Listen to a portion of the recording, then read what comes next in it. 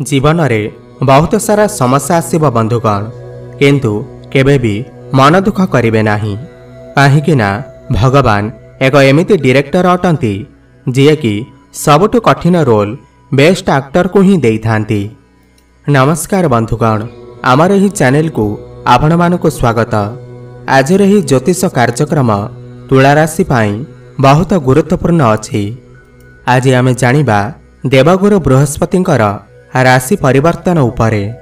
देवगुरु बृहस्पति 1 मई 2024 रे राशि परिवर्तन करुछंती। तुला राशि रे देवगुरु बृहस्पति आपणकर सप्तम भाव को छाड़ी आपणकर अष्टम भाव को चलन करुछंती।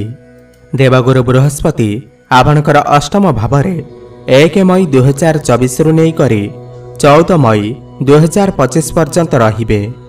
एही एक वर्ष मध्यरे देवगुरु बृहस्पति आपणकु केउ प्रकार फल देबे सही विषय रे आज रे भिडियो रे आमे जानिबा। एही आलोचना जन्म राशि चंद्र राशि उपर आधारित।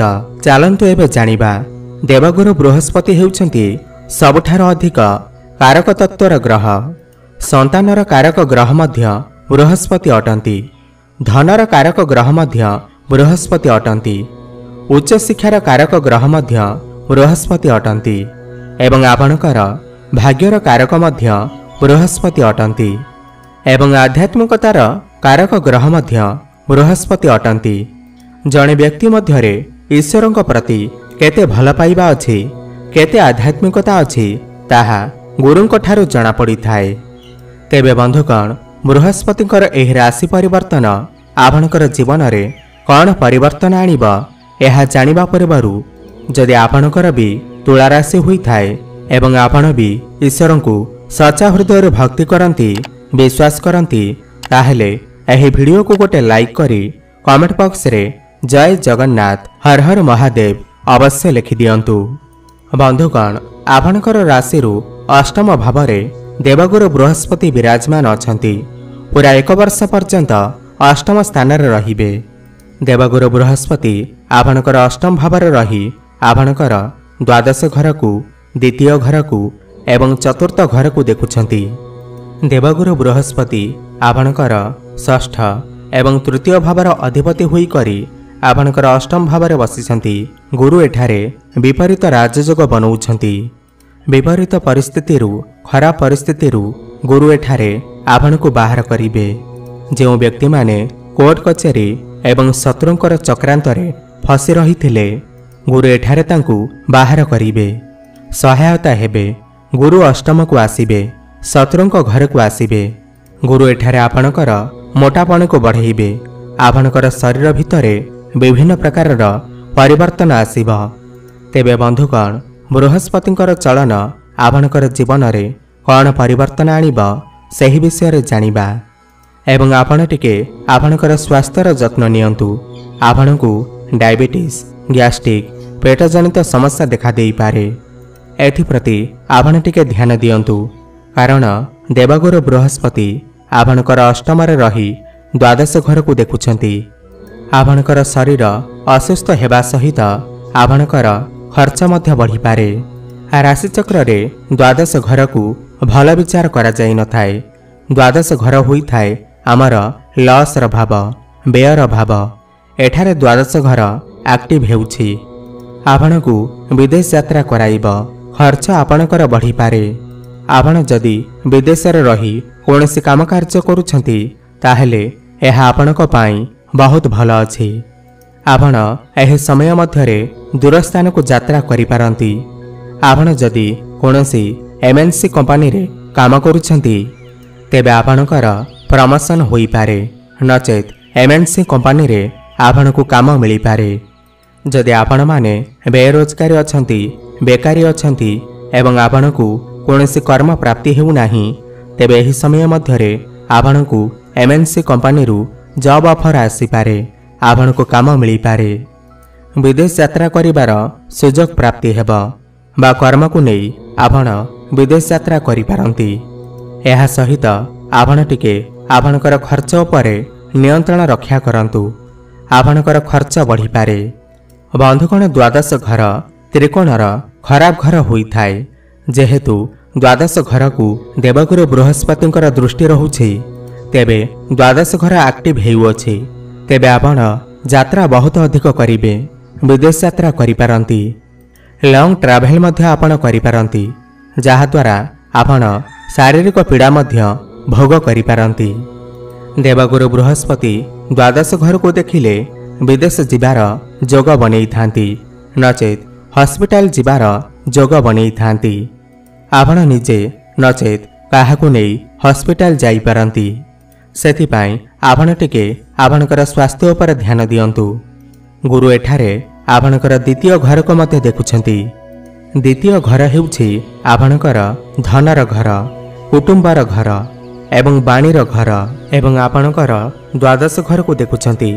आपणकर खर्च बढ़िबो व्यय बढ़िबो आपणकर किछि लॉस होई पारे आपणकर अननेसेसरी खर्च होई पारे तरबर होई आपण निजे खर्च करिवे आपण कोनोसी भी खर्चर ठिकाना आपण रखिबेनी तेणु करी आपणकर अजथा खर्च बढ़ी पारे आपण टिके आपणकर खर्च उपरे नियंत्रण रक्षा करंतु। गुरु एठारे आपणकर व्यय भाव को देखुछंती ता सहित आपणकर धन भाव को मध्य देखुछंती। गुरु एठारे खर्च तो करेइबे ता सहित आपणकर बैंक बैलेंस को बढ़ाइबे आपणकर धन बढ़िबो आपण एही समय रे LIC हेउ किमा कोनोसी नुआ स्कीम हेउ एथिरे आपण पैसा डिपॉजिट करी फ्यूचर पाई पैसा रखि पारिबे। बंधुगण द्वितीय घर हेउछि धन कुटुंब एवं बाणीर घर आपणकर खर्च तो हेबो ता सहित धन मध्य आसीबो आपण टिके आपणकर खर्च उपरे नियंत्रण रक्षा करिवे आपणकर प्रमोशन होई पारे आपणकर डेली इनकम बहुत भल रहिबो किंतु अननेसेसरी खर्च होई पारे।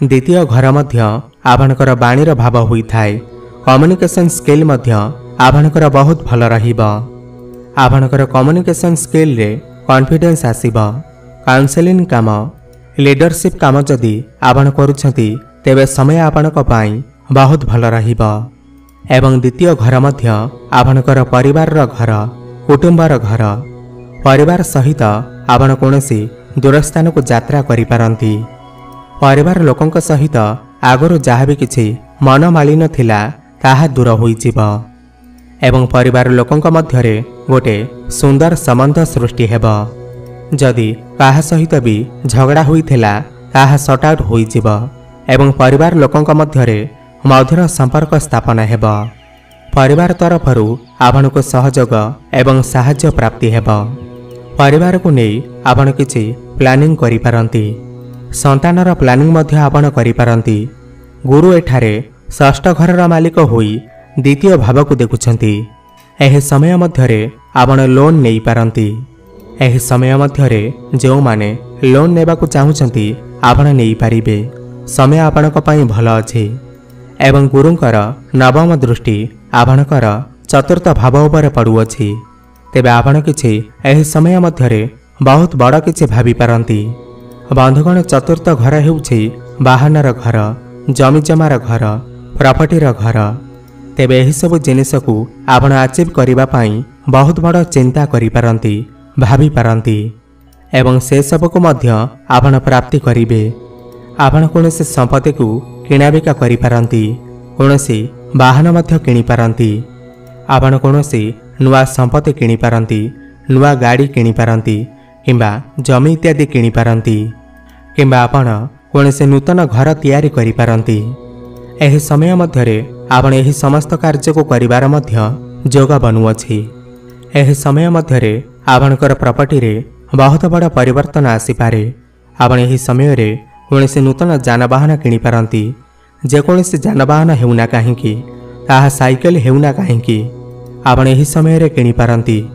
चतुर्थ घर मध्य मातांकर भाव होई थाए आपण टिके एही समय मध्यरे निज मातांकर स्वास्थ्य उपरे टिके ध्यान दियंतु खास करी तांकर आंठुगंटी बिंधा भली समस्या माइग्रेन भली समस्या देखा देई पारे एथिप्रति आपण टिके ध्यान दियंतु एवं आपण एही समय मध्यरे मातांक सहित बहुत भल समय व्यतीत करिवे मातांकर सपोर्ट आपण को प्राप्ति हेबो एही समय रे आपण मां को बहुत अधिक भल पाइबे मां को सहित कनेक्शन बहुत भल रहिब।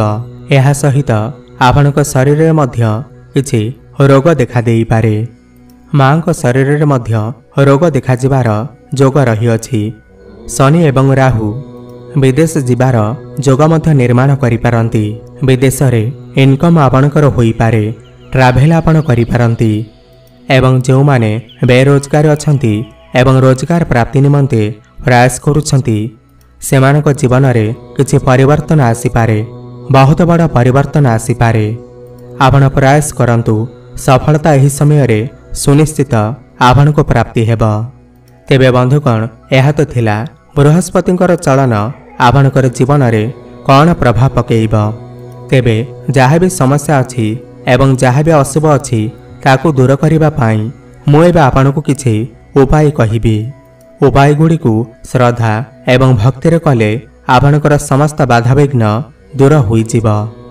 ତେବେ ଆପଣ ବୃହସ୍ପତିଙ୍କର ଶୁଭଫଳ ପ୍ରାପ୍ତି କରିବା ନିମନ୍ତେ ଆପଣ ପ୍ରତ୍ୟେକ ଦିନ ସ୍ନାନ ଜଳରେ ହଳଦୀ ପକାଇ ଆପଣ ସ୍ନାନ କରନ୍ତୁ। ଗୁରୁବାର ଦିନ ଗାଈକୁ କିଛି ଖାଇବାକୁ ଦିଅନ୍ତୁ। ଗୁରୁବାର ଦିନ ଆପଣ ନିଜର ନାଭିରେ ଏବଂ ମଥାରେ କେଶର ଚନ୍ଦନର ତିଳକ ଧାରଣ କରନ୍ତୁ। ଏହା ସହିତ ଦେବଗୁରୁ ବୃହସ୍ପତିଙ୍କର ବୀଜମନ୍ତ୍ରର ଜପ ଅବଶ୍ୟ କରନ୍ତୁ। ବୃହସ୍ପତିଙ୍କର ବୀଜମନ୍ତ୍ର ହେଉଛି ଓମ୍ ଗ୍ରାଂ ଗ୍ରିଂ ଗ୍ରୋଂ ସହ ଗୁରବେ ନମଃ। ଏହି ମନ୍ତ୍ରକୁ ଆପଣ ପ୍ରତ୍ୟେକ ଦିନ 108 ଥର ଜପ କରନ୍ତୁ। ଗୁରୁଙ୍କର ଶୁଭଫଳ ଆପଣଙ୍କୁ ପ୍ରାପ୍ତି ହେବ ଏବଂ ଆପଣଙ୍କର ଭାଗ୍ୟରେ ଉନ୍ନତି ଆସିବ ଏବଂ ଜୀବନରେ ବହୁତ ବଡ଼ ପରିବର୍ତ୍ତନ ଆସିବ ଏବଂ ଯାହା ବି ଅଶୁଭ ଅଛି ସେଥିରେ ଆପଣଙ୍କୁ ଉପଶମ ପ୍ରାପ୍ତି ହେବ। ଆପଣଙ୍କର ଜୀବନ ମଙ୍ଗଳମୟ ହେଉ, ଏହା ଆମର ପ୍ରଭୁ ଜଗନ୍ନାଥଙ୍କ ନିକଟରେ ଏତିକି ପ୍ରାର୍ଥନା। ଧନ୍ୟବାଦ।